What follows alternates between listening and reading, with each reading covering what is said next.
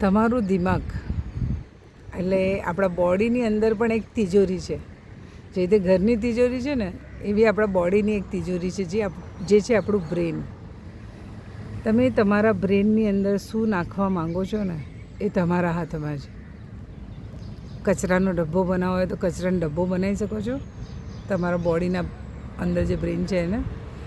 અને તમે એક ગોલ્ડન તિજોરી બનાવવા માંગો તો ગોલ્ડન તિજોરી પણ તમારા બ્રેનને બનાવી શકો છો. આપણા હાથમાં છે, રાઈટ? કઈ રીતે? તો હું મારા બ્રેનની અંદર ગીતાના શ્લોક, ગીતાનો સાર નાખી શકું છું, જે બ્રહ્માકુમારીમાં સ્વીટ એન્ડ શોર્ટલી સમજાવે છે. એને કહેવાય છે મુરલી.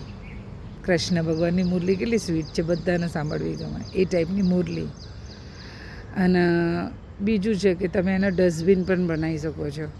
અત્યારે સોશિયલ મીડિયા ઉપર બધા ઇન્ટેલિજન્ટ છે. આ દુનિયામાં કોઈ એવું છે નહીં કે ઇન્ટેલિજન્ટ નથી, કે ગીતાના સાર ના ખબર હોય.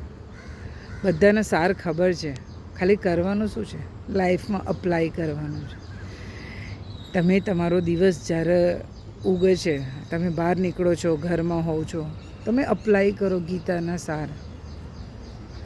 ખાલી સાંભળવાથી, એક કાનેથી સાંભળીને બીજા કાનેથી નીકાળી દેવાથી મતલબ નથી.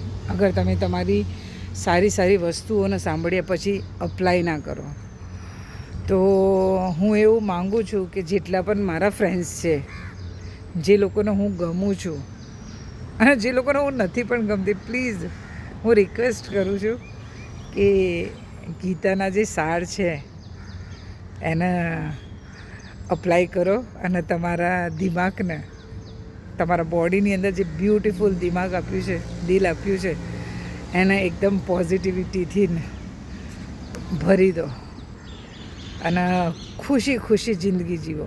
Thank you so much.